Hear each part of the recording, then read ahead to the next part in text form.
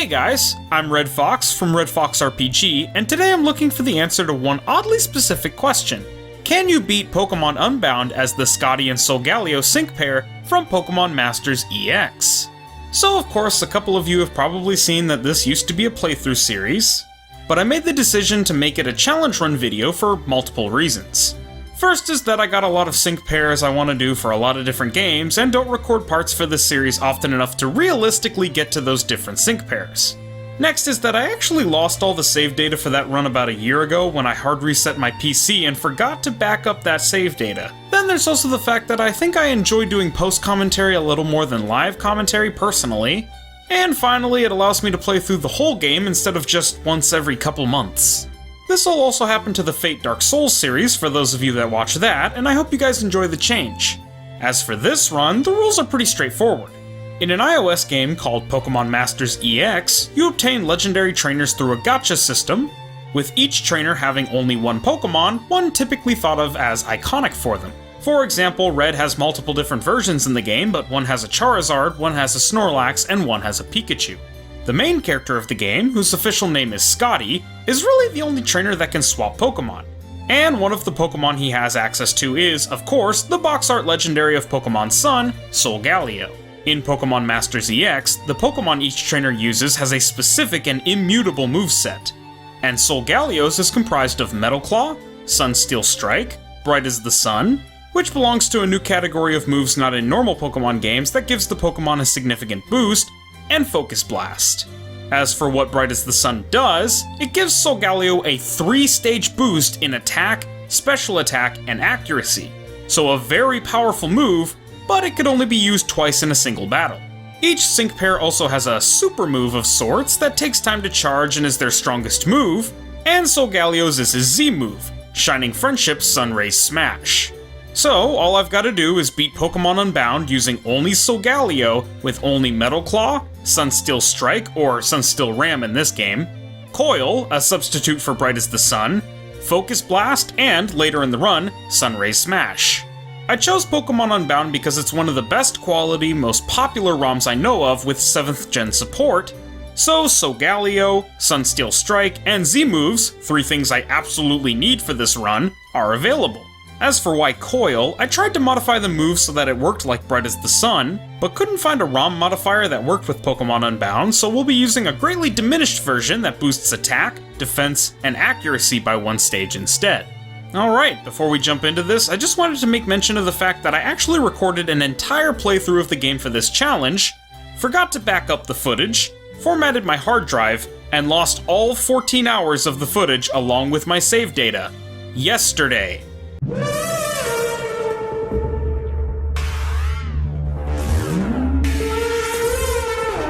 You'd have thought I'd have learned from last time, but I guess this challenge run really is just cursed.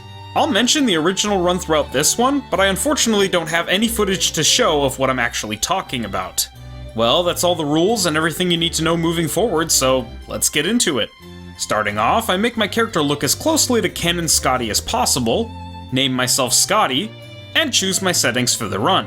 A lot was different last time, including my picking Expert difficulty last time, which was the highest difficulty I had on the patch I had used for the last run, and while I considered playing on Insane mode just to see how much harder it was, considering I didn't even make it past Vega, the 2nd gym leader, on Expert mode, I thought that, for a second playthrough back-to-back, I would just go ahead and play on Vanilla, which I think now was ultimately the right choice as I was able to cut my playtime in half.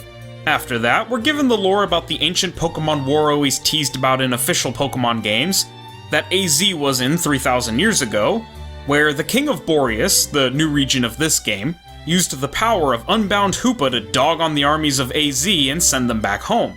But the Borean King was greedy and had his armies follow the enemy back through the portals to AZ's kingdom, and they unalived AZ's Floette, leading to his use of the ultimate weapon.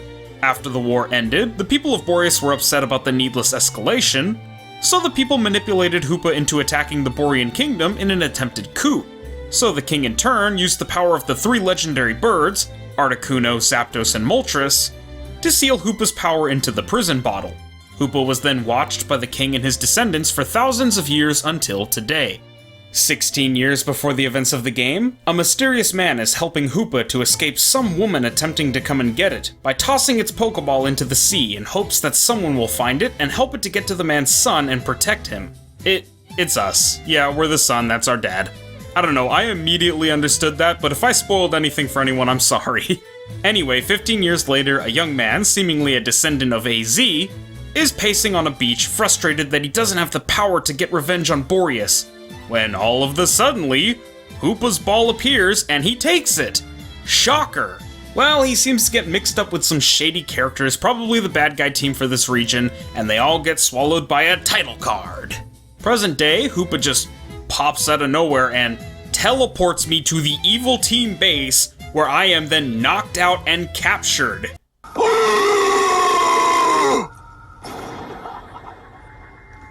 Oh no! Yeah, thanks for the help, Hoopa. Anyway, the Beach Boy, who seems to have joined the evil team, seems upset by this at first, but then seems to think this could be part of his potentially evil machinations. I wake up, and a young red-haired boy seems to be trapped in here with us and is confronting the grunt guarding the exit. We team up to find a way out of here, and I name him Zwigo because I was watching his 100 Hours in Pokemon Infinite Fusions challenge the first time I was playing through this challenge. Me and Zwigo get our starter Pokemon from a group of Pokemon that were trapped in a cage in here with us. There's a Gible, a Larvitar, and a Beldum, and I take the Gible while Zwigo takes the Larvitar.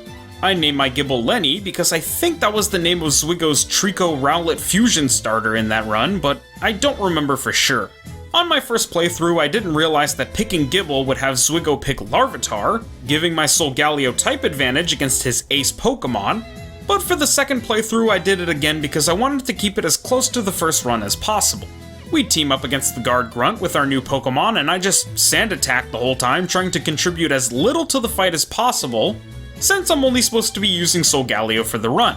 Zwigo beats the grunt, assaults him by using his Pokemon to attack the guy, beats an entire hallway of grunts in the time it takes for me to take 2 steps, and proceeds to beat me, the main character, in our first Pokemon battle. Pretty dang Chadley if you ask me. Meanwhile, the evil team is plotting, with their leader collaborating with an admin named Marlin about a creature they've created called a Shadow Warrior, and how it's resistant to both cold and fire with electricity coming soon. Gee, cold, electricity, and fire? Wonder why they want their soldiers resistant to those elements specifically. Anyway, because we escaped, they apparently want to move up the timetable on some plan to steal some package, but after the fight with Little Orphan Annie over here, we meet Euler Log, the professor of this region and the legal guardian of Zwigo, who explains that his teen angst comes from being abandoned by his parents, whom he is building strength to search for. Log then asks us to deliver a package for him. Package. That sounds familiar. And emotionally manipulates us into being his delivery boy by heavy-handedly reminding us that our father, who's gone missing, was a hero of this region. So we should also seek validation through others and live up to their expectations as the son of a hero by delivering this package for him. Okay? He also seems to have brainwashed my mother, as he tells me to go visit her only for her to ask me to deliver the package too. I'm starting to understand why Zwigo finds Log so irritating. Also, Zwigo has a sister named Melanie with purple hair. Might not seem important now, but remember that for the future. Anyway, now that we have Pokeballs and access to tall grass, it's time for us to become the true strongest sync pair from Pasio, Scottie and Solgaleo. I caught Solgaleo, nicknamed him Solgaleo because he replaced a Vanillite and would keep that name if I didn't rename him, and proceeded to teach him Metal Claw, Sunsteel Ram, Coil, and Focus Blast.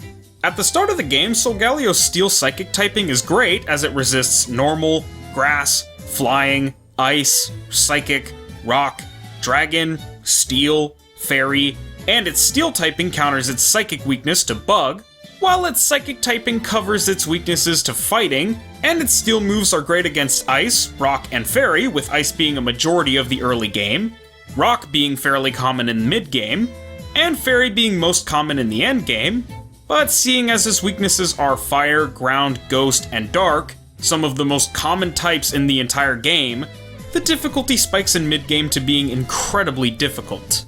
On Expert and Difficult modes, the games essentially boil down to what strategy allows me to both avoid being one-shot and one-shot because I cannot survive a second round. Especially with the evil team of this region being mainly Dark-type users. The good thing though is that Focus Blast being a fighting and a special attack move, as opposed to Metal Claw and Sunsteel Ram both being steel physical attacks, helped to diversify my attack options. And even though it was frustrating at times to have only one attack with 100 accuracy and two attacks with only 5 PP, steel attacks can at least hit ghost types, Coil boosts my accuracy to help offset the low accuracy moves, Solgaleo's box art legendary stats carried this run, and having Full Metal Body as an ability was immensely helpful in this run considering the amount of Pokemon with Intimidate or other stat decreasing moves, while Solgaleo is largely a physical attacker. Add to that Coil boosts my attack and that both of my physical attacks are Stab, and all I really needed throughout most of the run was to outspeed, though that was a little difficult seeing as steel types tend to be slower and most super effective attacks throughout the game tended to be special attacks, with special defense being one of Solgaleo's weaker stats not boosted by Coil. Anyway, back to the events of the game. This guy's fridge gets ransacked by one of those rare ice-type Sand Slashes. His daughter gets attacked by the Pokemon, second time a Pokemon has attacked a person in this game. I agree to get his food back, and this dipwad Shadow Grunt steals Log's package, so now I've got to chase him down. I remember on my first playthrough a year ago that I thought it was stupid that Log told the guy at the Pokemart to give the package to whoever asked for it. It was awfully convenient that it worked out the problem where Zwigo was initially intended to go pick up the package instead of me, and I had a feeling that Professor Log's phrasing would just allow for anyone to take it, and lo and behold, Team Shadow yeeted it. It appears that the package was full of Master Balls that Team Shadow uses to capture Articuno, and even though I try to stop them, I'm stalled briefly by a Pokemon battle with a Grunt and their Snorunt that I one-shot, and they escape. Now we have to go to Drisco Town to meet up with Arthur, an old friend of Professor Log, and tell him about what's happened with Team Shadow and Articuno. We make it to Icicle Cave, a cave that leads to Drisco Town, and make a brief stop to defeat the Alolan Sandslash who stole that food, but since it was for its babies, the guy forgave it and they buried the hatchet. After defeating all the trainers in Icicle Cave, I give Zwigo a Pokedex from Professor Log, and then sweep Zwigo's team of Swinub and Larvitar with a single Coil and 2 Metal Claws. Next, I see Team Shadow by Drisco, so I take out all the trainers on Challenge Road, and since Jax, Arthur's grandson, is blocking the entrance to Arthur's house, I decide to heal at the Poke Center and take out the Drisco Town gym. Here I meet this mysterious stranger. I wonder if he's important. Murskle, the first gym leader, is a Grass-type gym leader that's basically just the Snoop Dogg gym from Clover. Grass-type weed joke. The gimmick here is that there's a weed cloud hanging over the gym that lowers accuracy, as if I needed help with that. And the trainers and leader in this gym are prone to use accuracy-lowering moves and status moves. Luckily, I got the safety goggles from Zwigo after I beat him, which blocks stuff like that, though the stat-lowering moves wouldn't have worked anyway because of Solgaleo's Full Metal Body. I beat all the trainers in the gym easily, but I forgot that the first gym battle is actually a double battle, so I go back, grab Gibble, go back to Murskle, don't sniff the incense because it gives you a special boost at the start of the battle if you do, and I certainly don't need any help. Set up 3 coils while Lenny sand attacks and then gets knocked out, and sweep Murskle's team with 2 Metal Claws. That fight was way harder on Expert Mode. Murkle's Gloom kept spamming Spore and putting Solgaleo to sleep, and while the fight was still not that difficult, he had more Pokemon, stronger Pokemon, and his strategy was much better to the point that he was putting pressure on a box art legendary that resisted all of his attacks. I could tell that Expert Mode was going to be a beast, and with how much easier Vanilla is, I could tell that this run was going to be a breeze.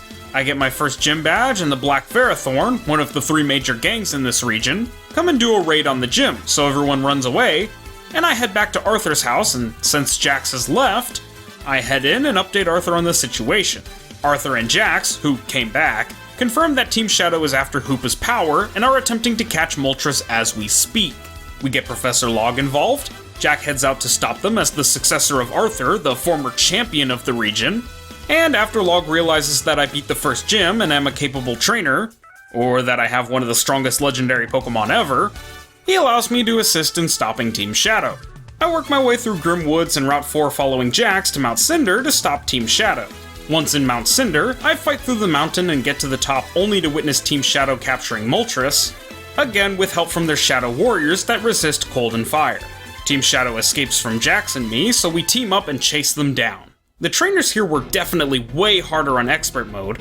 It's not enough that they were mostly fire and ground types, so their stab moves were all super effective and most of their fire moves were special attacks, but they were all scaled at a couple of levels higher than Solgaleo, so no matter what level I was, they'd always be higher, and some were even final evolutions, and all of them were incredibly strong in both statistics and strategy.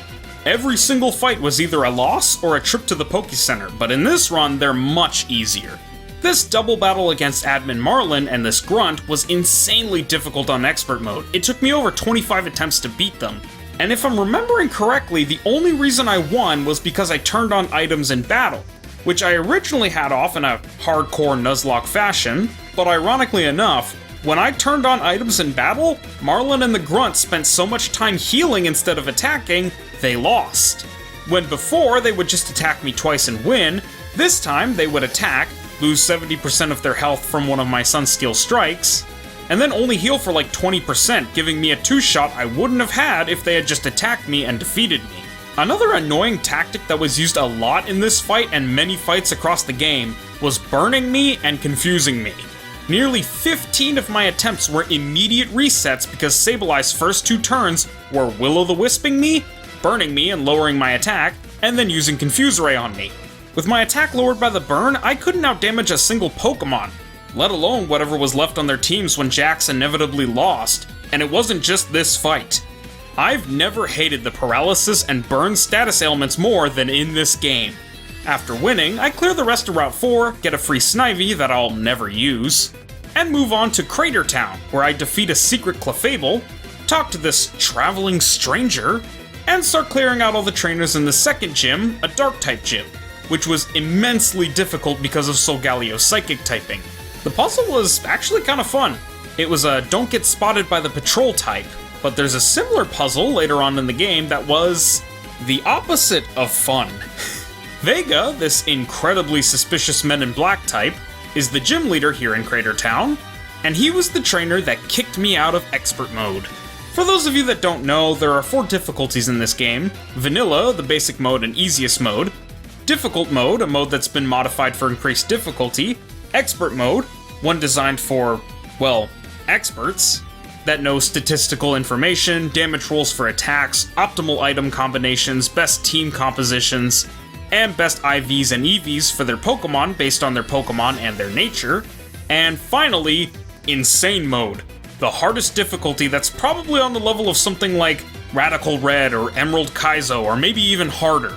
On my original run, my patch didn't have Insane mode, so I just went to the highest difficulty I had, Expert mode, which is such a big deal that should you choose to lower your difficulty from Expert mode, you can't go back to Expert mode until you've beaten the main game, so the Elite Four and the Champion.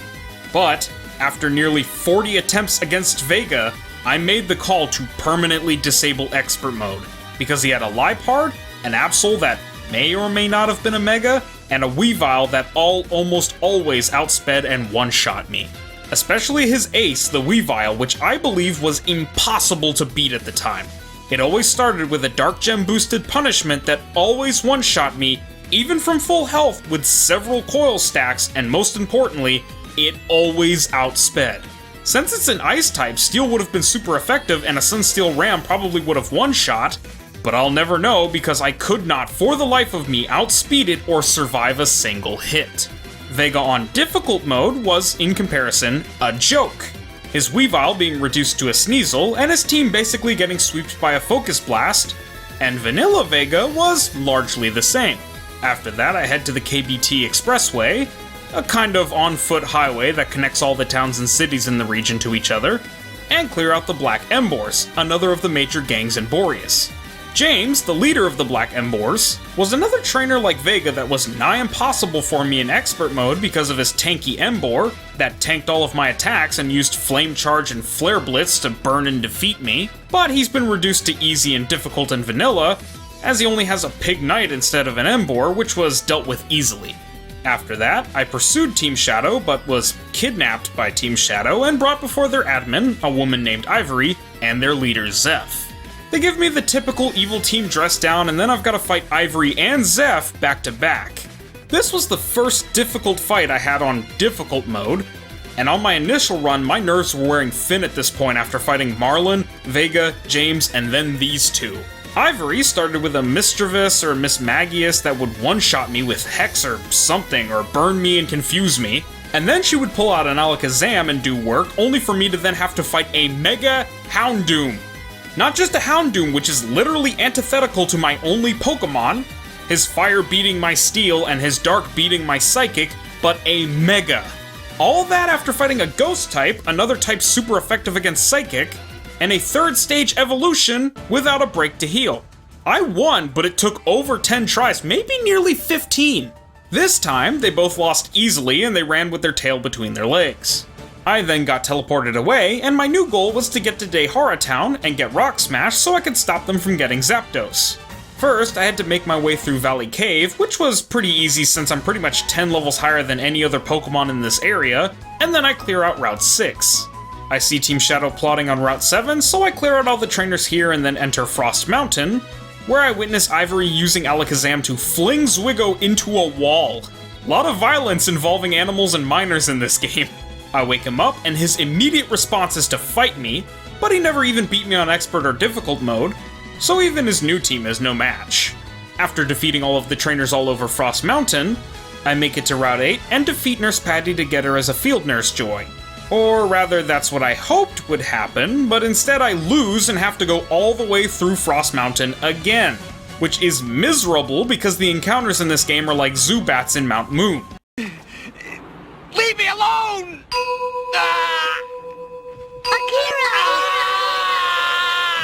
This time, I beat Nurse Patty and get healed before clearing all the trainers on Route 8, which is easier because we're back in an Ice-type dominant area.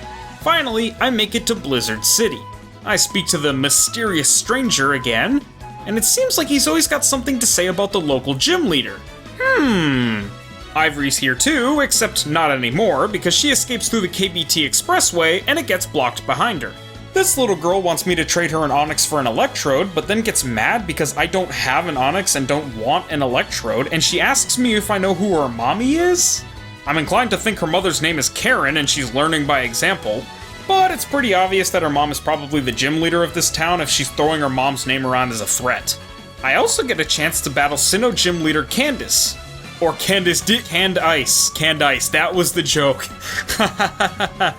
Anyway, she was really tough on difficult mode and gave me a challenge even though both of my Steel Stab moves are super effective against her entire team, mainly because she also has a frickin' Weavile. Luckily I was able to beat her on difficult mode and it was easier on vanilla mode since it was only a Sneasel. I also got a mission to rescue some ladies Alolan Ninetales from a thief in Frozen Forest, so I did, beating the thief easily with a Metal Claw and a Focus Blast, and then beating the attacking Crabominable Snowman with a Sunsteel Ram. After that, I clear out Alice's gym systematically as I remember from the first run, and set up on and sweep Alice's team, which was a very similar process on difficult mode except my health was lower by the end of the fight. Alice helps me clear the block on the KBT Expressway, and I make my way to Fallshore City using Rock Smash, where Ivory and Jax fight, with Jax getting Kazammed. The gym leader of this town, a normal type using sexy white-haired cowboy named Mel, isn't here right now, so after doing some stuff in town, including talking to the mysterious stranger, clearing out Route 11, and helping to reunite a mother-daughter Ditto pair, I head to Route 9 and 10 to stop Team Shadow. I try to help the police arrest a group of terrible Granbull gangsters, the last major gang in Borius, but the first run I only got 4 of the 5 gangsters and this time I only found 3. Even further, on difficult they have Granbulls, but on vanilla they only have Snubbles.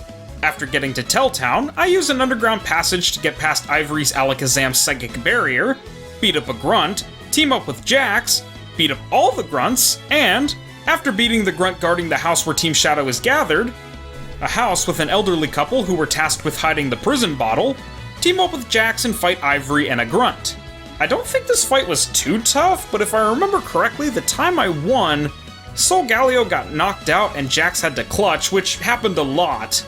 But that's okay as long as I only used Solgaleo. This time it was even easier, since everyone went down to either Focus Blast or Sunsteel Ram after I set up with coils. After that, we had to fight 2 Shadow Warriors, which are probably the toughest single enemies in this game. But since they only attack at 1 or 2 at a time, they're still easier than most trainer encounters. In every difficulty they're tough because of their stats and because they have fire and ghost type moves, but Solgaleo can typically one-shot or two-shot them even though he almost always gets outsped. I don't know if this was intentional, but when the Shadow Warriors leave, they turn into Gabites? Which makes sense because it's later revealed that Shadow Warriors are actually zombified Gabites brought back from the dead and modified. Also the reason why they tend to favor Sword Stance. But if that is intentional, that's great foreshadowing. Dr. Hearth, the old man that lives here with his wife, tells us that the prison bottle is gone, and now we've got to find Mel. I clear out all the trainers that were able to come back to the area after Team Shadow left, and speak to Mel. So now I can challenge his gym in Fallshore City. His gym is a normal type gym, but it's also inverse, so things that aren't effective are super effective and vice versa. I go ahead and clear it based on memory and then challenge Mel himself. Mel was actually really easy in every difficulty because I could just Metal Claw my way through his entire team. After snagging that gym badge, I then go to Epitome Town and Mel helps me to enter Thundercap Mountain to stop Team Shadow from capturing Zapdos. The grunt that Zwigo and I beat while escaping at the start of the game then tries to stop me, but since I have Solgaleo this time, he gets stomped. I get all the items and beat all the trainers I can at Thundercap Mountain, which is much easier in vanilla because the para-hacks aren't nearly as strong as they are in difficult mode. I then catch up to Team Shadow, and even though they captured a bunch of Pokemon and destroyed the staircase to the top of the mountain, I defeat the grunts, release the Pokemon, and the Pokemon rebuild the stairs. So I go and confront Marlin, who's captured Zapdos. Beating Zapdos was actually pretty difficult on difficult mode, but it was possible within maybe 5 tries, and the rest of Marlin's team could be pretty easily beaten after all the setting up I did to beat Zapdos. And while the fight was still no cakewalk on vanilla mode, it really was just a matter of beating Zapdos without getting paralyzed and with enough health to then take a hit or two from Marlin's remaining team like his Dusclops. Surprisingly, after I beat Marlin, he concedes and releases Zapdos. Wow, we saved the day, mission accomplished!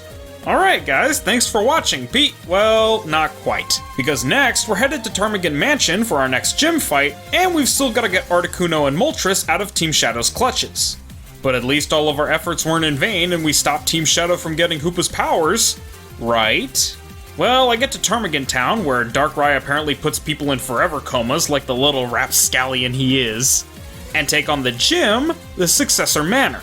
I'm able to blow my way past all the trainers here since almost all of them either use Pokemon that are weak to Focus Blast, or don't resist Steel type, and I get to spot the main character looking sprite, so probably the gym leader. The gym was a little harder in difficult mode, but on the whole the gym and the leader weren't all that tough. Just like with Alice, I just coiled a couple of times and swept through the team with Metal Claw. And just like with Alice, the only difference between the difficult and vanilla runs were how much health Solgaleo had left. It was so easy, since she's a fairy gym leader, so weak to my stab steel moves, that I beat her twice. When you beat her, you unlock Mega Evolution, and of course you need something to hold the Mega Stone in. On my first playthrough, I chose the bracelet since I think that's what Scottie uses, but this time I accidentally rushed through the text and chose the ring.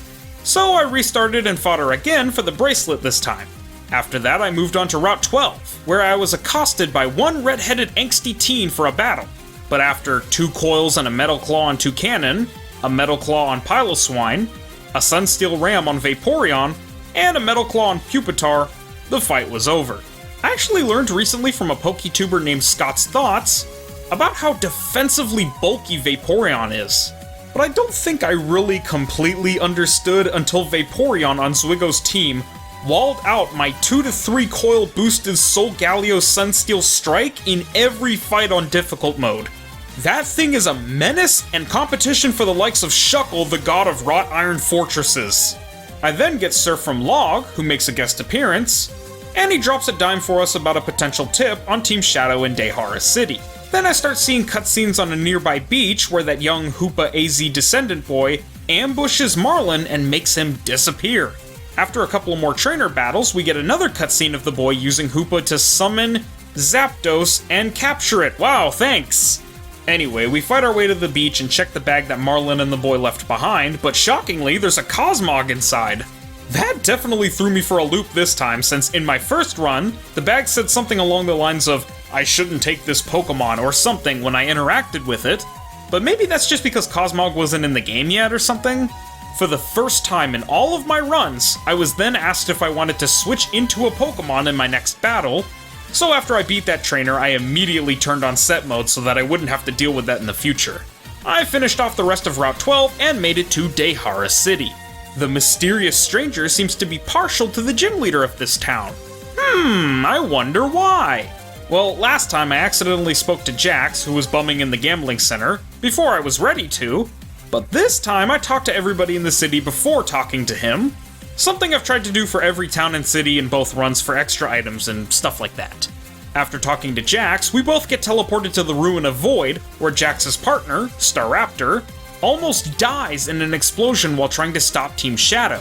I flip a couple of switches to make my way through the ruins and get confronted by this powerful Guardian Claydol. The Claydol starts the fight with a boost to defense and special defense because bro really think he a Trial Totem Pokemon. So I coil and he tries to body press, which tells me that I'm good to keep coiling for a one-shot. If he's using body press, it's most likely because that's the best move he can use on me. Likely because I resist any special attacking moves he has. So if I keep buffing my physical attack and defense, I can take less and less damage from his best attacks while getting more and more damage for a one-shot. After 2 coils, I Metal Claw for almost half of his health, but he's got leftovers, so I decide to go for a Sunsteel Ram and it crits, taking him out. I am now deemed worthy of traversing the Ruins of Void, but Team Shadow spots me coming and prepares to attack. Unfortunately for the 2 Team Shadow grunts that were going to try to stop me, they have not been deemed worthy by Claydol, so he beats the crap out of them. And Jax recovers his Staraptor, who's hurt but still alive. I then have to challenge Riku, Entei, and Suicune all 3 in a row, which was tough in vanilla mode, but much tougher in difficult mode. The real challenge of this section is having to fight 3 legendaries back to back with no break, but in 3 separate battles, so your health stays gone and your buffs disappear for each new fight. Riku starts off by setting up Calm Minds and I start setting up Coils, but each of the legendary dogs also has a Citrus Berry, so even though I drop him to yellow health with a Sunsteel Ram, he heals back up to green, and after a second Shockwave, even though my second Sunsteel Ram beats him, I only have 91 health left and have to go into a fight with Entei with no buffs. Which is awful since his Fire-type moves can definitely one-shot me now. I try starting the fight with an X special defense, but instead of Flamethrower and Fire Blast spam like on difficult mode, he uses Fire Fang, drops me to 1 health, and burns me so I lose. But that's actually great news because Fire Fang is physical, so spamming Coil will reduce the damage it does.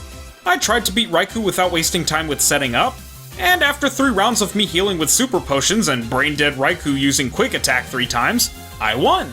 I continued to Entei in much better shape, used 2 Coils, which brought me to 64 HP left by 2 of Entei's Fire Fangs, used a Sunsteel Ram, which crit and just barely didn't defeat Entei, got dropped to 14 HP by another Fire Fang, healed 6 whole times with Fresh Water, getting hit with 2 bites and 4 Fire Fangs in the meantime, used 2 Lemonades to heal, got hit with 2 more Fire Fangs, and finished him off with a Metal Claw.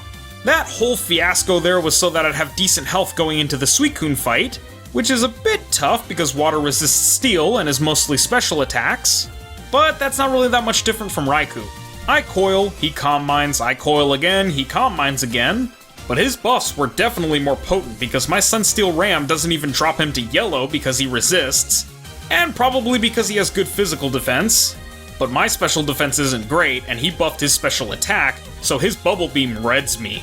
I try a Focus Blast, but of course it does nothing since he has 2 Calm Minds up and I lose to a Bubble Beam. I have a little less luck against Riku this time around, and though I beat him with a critical Sunsteel Ram, I'm going into the Entei fight with yellow health. Entei isn't much better, and after a bunch of Hyper Potions and full heals, I go into the Suicune fight with yellow health.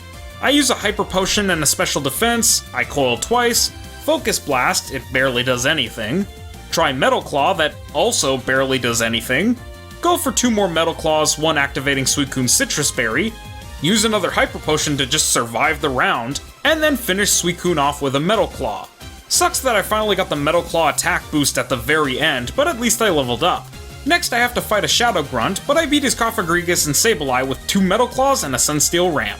Jax heals my Solgaleo and I go to confront Zeph and stop him from unleashing Hoopa's power. Unfortunately, I'm too late. But plot twist, Zeph is betrayed by the Hoopa trainer whose name is Aklov. He takes the power and unbinds Hoopa, using its power to defeat Zeph, take over Team Shadow, and attempts to destroy us by summoning Ho-Oh and Lugia. I start the fight with an X special defense and a coil, and Ho-Oh calm minds twice. Those tactics are kind of familiar. I use another coil, and Ho-Oh uses extra sensory, which makes me feel embarrassed. Because Ho-Oh on difficult mode was throwing out fire blasts and sacred fires, but this one just seems to be dead set on just using extra sensory. So I two-shot with Sunsteel Ram. Lugia is no better as I coil twice, it calm minds once, and uses extra sensory twice. So I two-shot with Sunsteel Strike. Again. In response to losing, Aklov is a sore loser and sends me to the Shadow Realm along with Marlin and my dad. He basically stuck us all in the cube, which is a special infinite bag space in this game. Faye, the former right hand of Zeph, who is now the right hand of Aklov, sent our father here at the beginning of the game, but luckily, my dad can use our updated cubes to get Marlin and me out of the cube. After escaping the cube, I take on a Light of Ruin Grunt, a grunt for Aklov's new evil team. They're all fairy-type users, so they're much easier to beat than Team Shadow Grunts. Marlin and I team up and then take on a Light of Ruin Grunt and Vega, the second gym leader and a secret, not-so-secret bad guy. I don't remember this fight being that hard on difficult mode, but after 2 coils, a Focus Blast on Liepard, a Metal Claw on Honchkrow, and a Focus Blast on Mega Absol, we defeat them. This next fight, though? Hardest fight in the entire game. Vega awakens Primal Groudon, and not only do Marlin and I have to fight it, but Marlin has to fight it for me with my Solgaleo. I can decide what items to use from my bag, but if you choose to fight, he'll pick a move himself. As you can see, the difficulty of this fight is twofold. Statistically, for the first time since the game started, I'm at the disadvantage. We're both legendaries, we're both box art legendaries, but he's a primal form box art legendary, and Solgaleo is, well, not. Add to that Groudon has both stab, fire, and ground type moves which can two-shot Solgaleo, and no matter how much setting up Marlin does, Solgaleo can't two-shot or survive more than 2 turns. On difficult mode, I tried everything. I couldn't run, I couldn't catch Groudon, I couldn't beat him even after over 60 attempts. Only getting to 25% health on my best attempt with the best luck using items like the Black Belt to boost Focus Blast damage, Lax Incense to lower his accuracy, and a bunch of other boosting items. I even grinded to level 100, lowered the difficulty to vanilla, and even gave myself Solgaleo Z, but nothing worked. Eventually, I had to cheat by making it so that I started the fight with max stat boosts and he started the fight with max stats decreased, wherein at that point I one-shot him. I hated that and considered it a challenge failed in the original run since, without cheating, I wouldn't have been able to beat Groudon with only Solgaleo, but in a funny twist of fate, things were different on this vanilla run. As you guys have been seeing, I suffered a fair amount of losses, but with a bunch of X defenses and X attacks and potions and a Sunrays smash, with 7 hit points remaining, I was able to defeat Groudon fair and square. I did have to give myself Solgaleo Z, but I was already planning to do that as a sort of reward for getting this far, on top of it being a means of powering up Solgaleo enough to beat this god-tier Omega level threat. Next, I go back to Frozen Heights using the Expressway and work my way through the Team Shadow base from the beginning of the game, disguised as Marlin. Except when this god Malamar one-shots me with foul play until I go back and defeat him. Marlin confronts Zeph and tries to get him to team up with the forces of good to defeat Aklov, but Zeph is so paranoid at this point after being betrayed by his right-hand Faye, his admin Ivory, and Aklov, he thinks that I'm a spy for Aklov disguised as Scottie, disguised as Marlin. Okay, well I just used a modified version of the strategy I used to defeat him on difficult mode to beat him here. Uses Mightyena to set up because it just spams Sucker Punch, beat him with a Focus Blast since Bite and Sucker Punch don't really work anymore.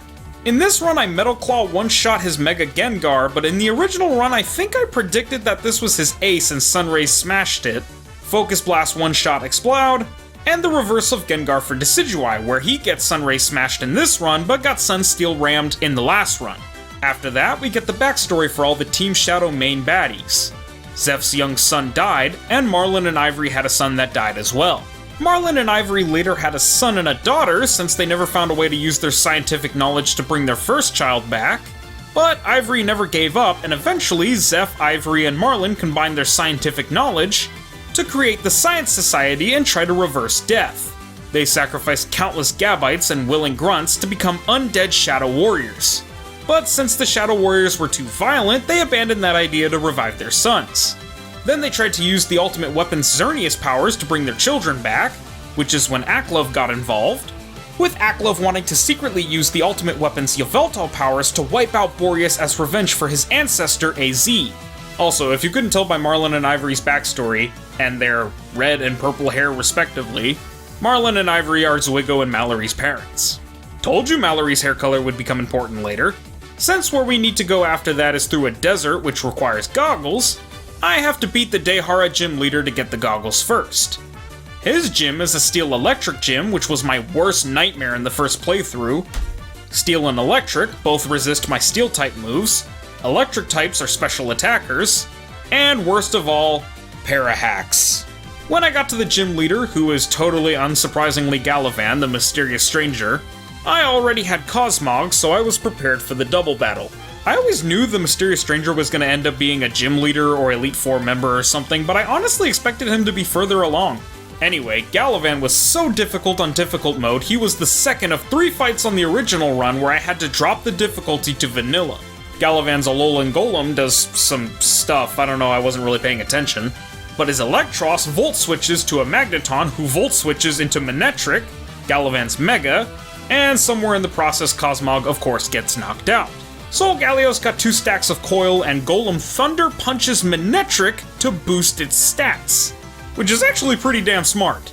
Doesn't matter though, because I Sunray Smash one-shot the now Mega, and proceed to Focus Blast and Metal Claw the sturdy having Alolan Golem to knock it out. Then I use my last Hyper Potion to survive the Volt Switch barrage Solgaleo is being subjected to, one-shot his Electros with Sunsteel Ram, and finally end his sturdy having Magneton with a crit Metal Claw and a Focus Blast. 5 badges down, and Sturdy is really annoying. I then snag the goggles, Zwigo and Arthur decide that Zwigo is going to actively help us against Team Shadow now, they go to Viville Town to wait for me for the next part of the plan, and I enter Great Desert, which kinda makes me sad because I caught a shiny Maractus here on the first run. I clear out the desert as easily as I did last time, but that Maractus was the only shiny I've ever caught in my decade and a half of playing Pokemon, and the second shiny I've ever even seen. The first being a shiny Pelipper I accidentally knocked out while farming in Sun and Moon. Anyway, after clearing out all the trainers here, I made it to Gryn Town, which serves as a midpoint for the last 3 major cities. And the one I'm heading to for the main quest right now is north through Viville Woods.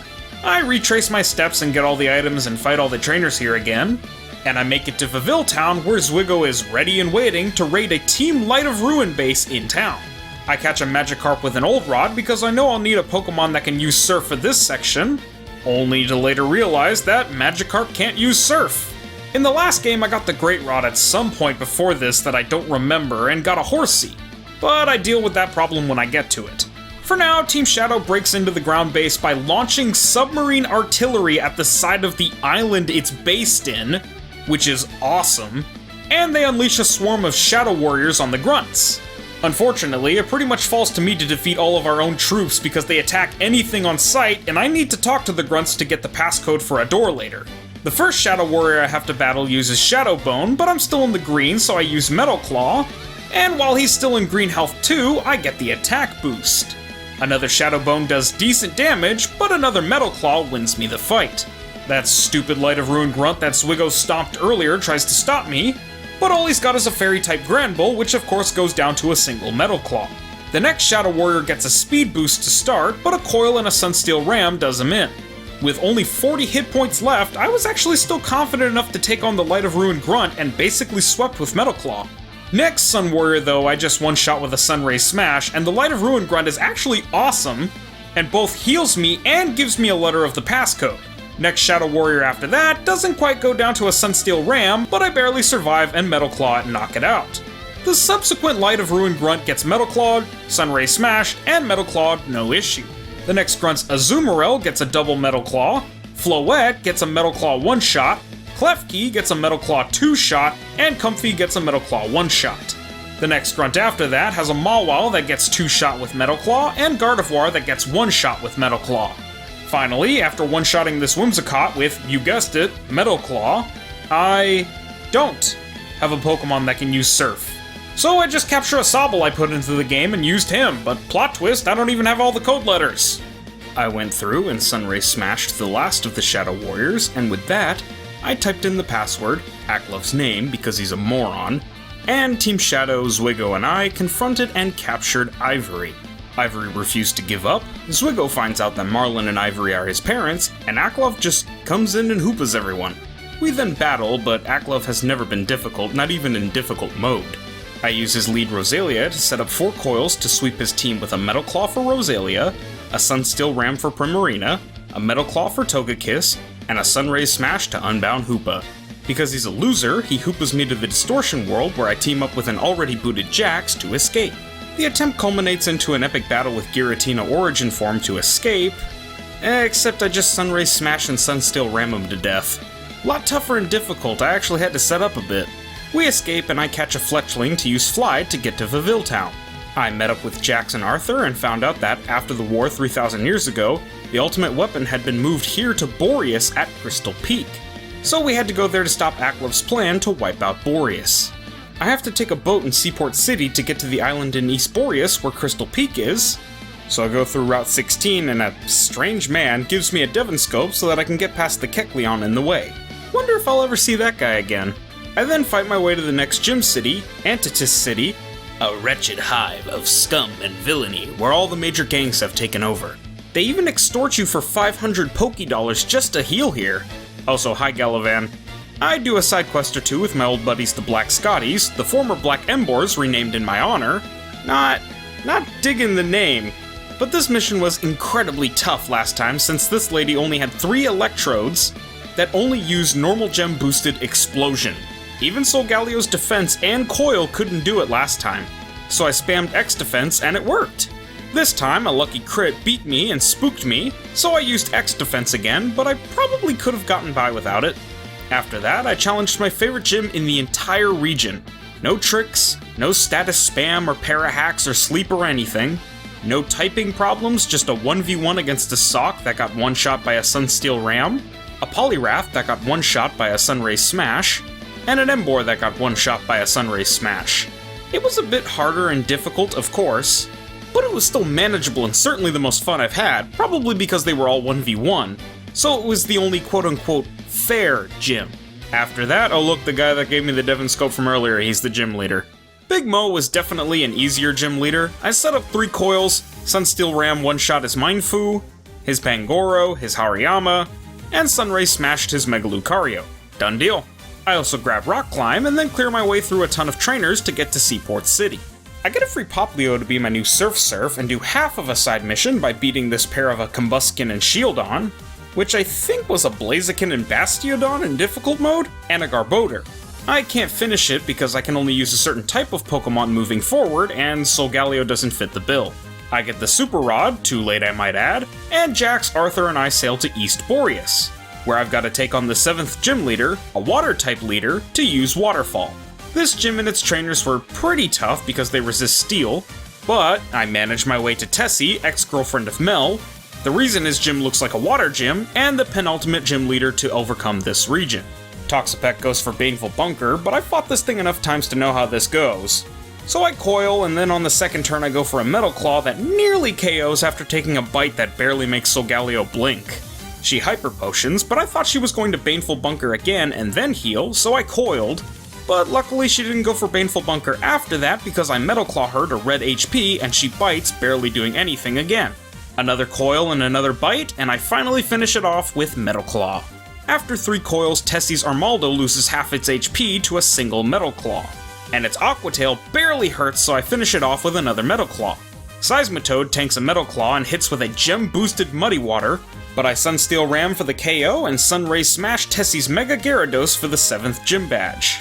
I make my way through the labyrinth that is Coots Bog, fighting all the trainers and getting all the items and even getting Magnolia Town as a flyable point for later before heading towards Crystal Peak to team up with Zwigo and stop Aklov from wiping out all life in Borius like some kind of off-brand Lysander. First, I have to prove I'm worthy of Zwigo, who definitely inherited his Giga Chadliness from his absolutely based father Marlin, by beating him in a Pokemon battle. This pretty much goes the way of all of our other battles. Even starting with nearly half health, I just set up 3 coils on Toucannon, one-shot it with Metal Claw, one-shot Mamoswine with Metal Claw, nearly died of Vaporeon, of course, 2-shotting it with Metal Claw, and finally one-shotting Mega Tyranitar with Metal Claw since I don't think Sunsteel Ram had any PP. He heals my Pokemon, and we fight our way through the cave to free Marlin and Melanie, whom Aklov and Ivory had kidnapped with only Zwigo having escaped the Light of Ruin grunts earlier. Aklov 6 Reshiram and Zekrom on us, but I just used the same strategy to beat them this time as I did in my first run. Coil, tank a Fusion Flare, watch Toucannon go down to a Fusion Bolt, Sunray Smash Reshiram to deal as much damage as possible, go down to Mamoswine's Earthquake that also takes out a weakened Reshiram and is super effective on Zekrom, and finally watch as Mamoswine puts the last Earthquake nail in Zekrom's coffin. Ivory appears specifically to Alakazam her son into a wall again, and give him more CTE than a 50-year-old linebacker, and I've got to fight her team again. Actually, I do mean sweep. I coil thrice, and Ivory's Mismagius confuses me and hexes me twice, but after that it's Sweep City. Mismagia gets a Sunsteel Ram, Incineroar gets a Sunray Smash, so there can be no doubt. Mega Alakazam almost stops the sweep with a Shadow Ball, but is felled by the mighty Sunsteel Ram, and Mandibuzz befalls the same fate. That's all she wrote. Zwigo and I team up again and clear our way to the top of the mountain, saving Marlin and Mallory along the way. Finally, Jax, Arthur, Zwigo, Marlin, and I confront Ivory and Aklov one final time. But first, I've got to defeat Unbound Hoopa and Mega Rayquaza. The strategy I used last time was this: coil twice while Rayquaza and Hoopa target Lenny and Popplio, then immediately one-shot Sunray Smash Hoopa since he's the only one with one-shot potential, since Hoopa has special Ghost and Dark-type attacks, and since Rayquaza only has Bite, a physical Dark-type move, my 2 coils reduce it to nothing and I one-shot with a Sunsteel Strike. I claim Hoopa as my own finally, and battle Aklov for the fate of the entire region alongside Zwigo.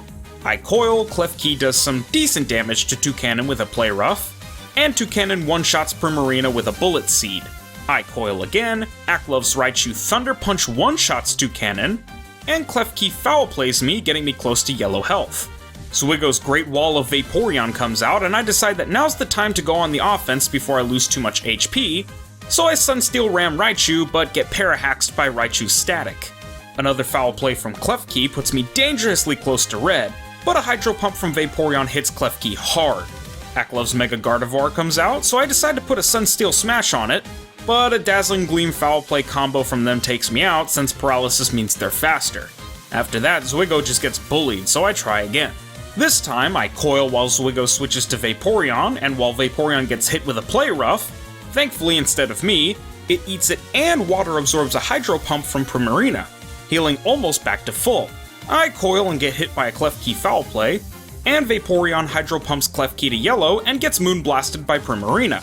But next turn, I finish Klefki off with a Sunsteel Ram, and Vaporeon trades a Hydro Pump on Primarina that does barely anything for a Moonblast that red healths Vaporeon. This time, I don't risk touching Raichu and Sunsteel Ram Primarina, one-shotting it, and Raichu unfortunately finishes off Vaporeon with a Thunder Punch. Zwigo's T-Tar is next, and Aklov switches Raichu for Roselia. A sensible choice given the situation, but I Sunray Smash Mega Gardevoir out of existence, so a fruitless effort in the end. Mega T-Tar halves Roselia's health with an Earthquake, and Raichu comes in to replace Gardevoir, so I target Roselia for a Sunsteel Ram, one-shotting it even after it gets a max potion. Raichu gets hit with a Stone Edge, bringing it to like 5 HP, and though it Thunderbolts and instantly Parahaxes me, it goes down to T-Tar Sandstorm. Well, after a turn of T-Tar protecting for no reason and me being paralyzed. Unfortunately, Aklov still manages to fire the weapon at Drisco Town, but what he didn't realize was that Faye, Zeph's right-hand woman who betrayed Zeph to help Aklov, was a double agent and helped Zeph, who was able to bring his son back to life, switch the weapon to its life-giving mode. Aklov reveals he had planned to betray Ivory in the end, and with his plan foiled, he escapes. And Zeph volunteers to take the rap for the whole Team Shadow affair, so Marlin is allowed to be the father he was never able to be. As one last test, Zwigo and I challenge Marlin together. The fight is pretty simple since Marlin's team is mostly dark type, so Cacturn sucker punches Toucannon to okay effect. I coil once and get hit with a hard crunch from Crocodile, but a bullet seed from Toucannon followed by a focus blast from me takes it out. Toucannon and Cacturn then trade pretty mid attacks with each other. Marlin sends out Sharpedo, Zwigo switches into Vaporeon, and I focus blast Sharpedo back to wherever he came from, with Cacturn's energy balling me to little effect. Next for Marlin is Dusknoir, which I Sunsteel Ram one-shot, and Vaporeon Ice Beam one-shots the useless Cacturn for the W. Since I got Magnolia Town as a fly point earlier, I just fly straight there and clear my way through the trainers between there and Redwood Village to beat Benjamin Butterfree, the final Bug-type gym leader. Yeah, okay, I didn't get the joke in my first run because I didn't catch his last name, but it became abundantly clear to me after beating him, and you'll see why. For now, I beat the 4 trainers in his gym in order of oldest to youngest, and the cool gimmick for this gym is that when a Pokemon is KO'd, instead of just getting knocked out, they actually devolve. It's not permanent, but this would be a lot better if Solgaleo wasn't one of the very few legendaries that has pre-evolutions. Something I found out, unfortunately, after getting final gambited by this lady's Excelgor. My first attempt on this gym didn't go too well because I set up a coil one too many times and had just low enough health that his ace was able to Night Slash KO me. Hi, Galavan. But on my next run through, I coiled one less time, sweep through his whole team with Sunsteel Rams and Sunray Smash, and got my 8th and final gym badge practically no problem. Also, he went from an old man to a kid, and that's when I got the joke. Getting to and through Victory Road was fairly straightforward, but was not easy. Last time it felt tougher than any of the gyms I had faced, and this time it was still pretty brutal. I had a hard time with this Alolan Marowak, this Focus Sash Wobbuffet, this double battle which I just decided to split into 2 single battles, this Chansey that kept paralyzing me, and most of all, this double battle, mainly because this old lady had a Typhlosion and a Mega Charizard. I coiled, Sunsteel Ram Typhlosion to a near KO, Sunsteel Ram one-shot Meganium because I knew the Hail would finish off Typhlosion this turn, and it would have, if Typhlosion hadn't have knocked me out with a Flamethrower.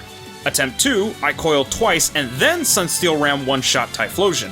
Now that Mega Charizard is here, I use my 1Z move use of Sunray Smash to one-shot it.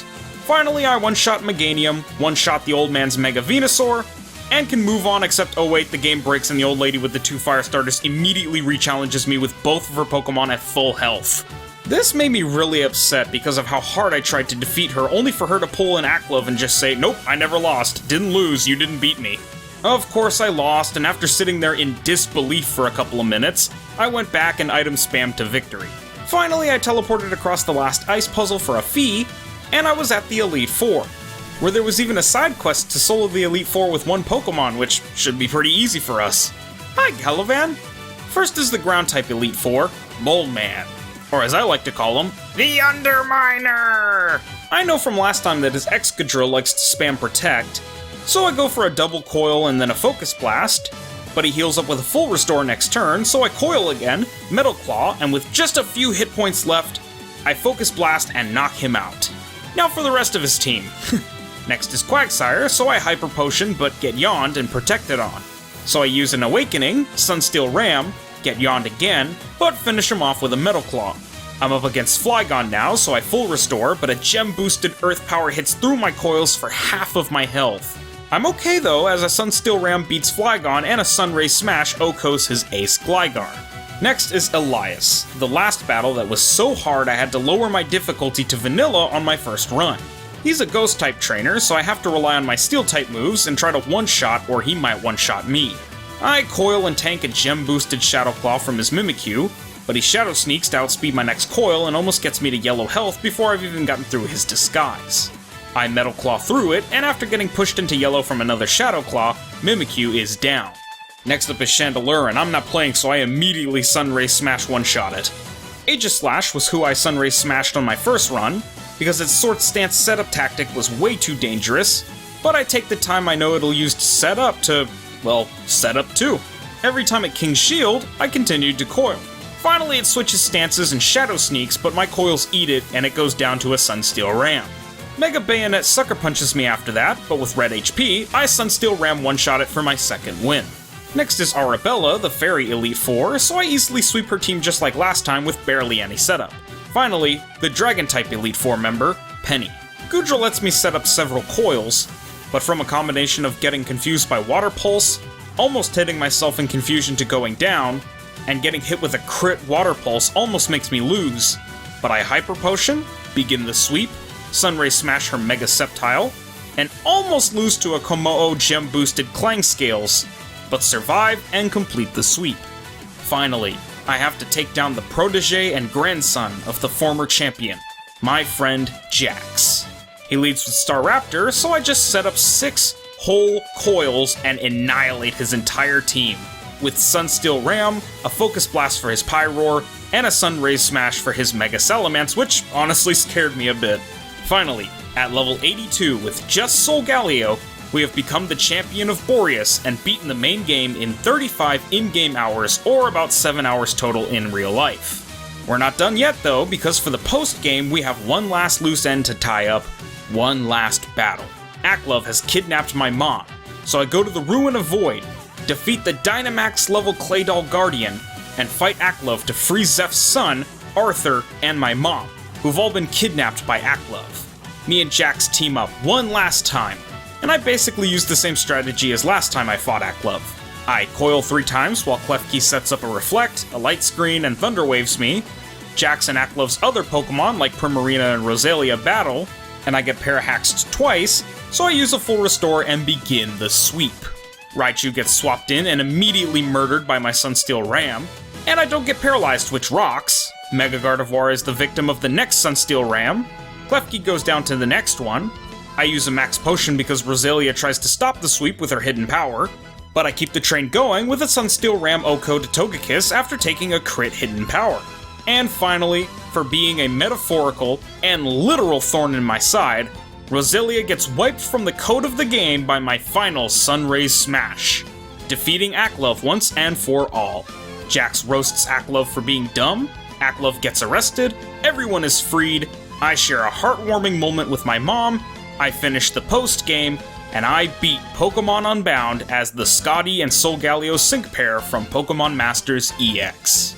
I didn't think this challenge was going to be that difficult since Solgaleo is so strong, but a combination of starting on Expert mode, playing through most of the game on Difficult mode, and the most common enemy trainer being those that use Pokemon that have stab super effective moves against Solgaleo, made this game with just Solgaleo a lot harder than I first expected. Add to that the horrors of any status condition basically being a death sentence, and the fact that I had to play the entire game twice in a row back to back, and this definitely deserves to be called a challenge. Well, I hope you all enjoyed this video. I've been Red Fox RPG, the very best like no one ever was, and thanks for watching. Peace.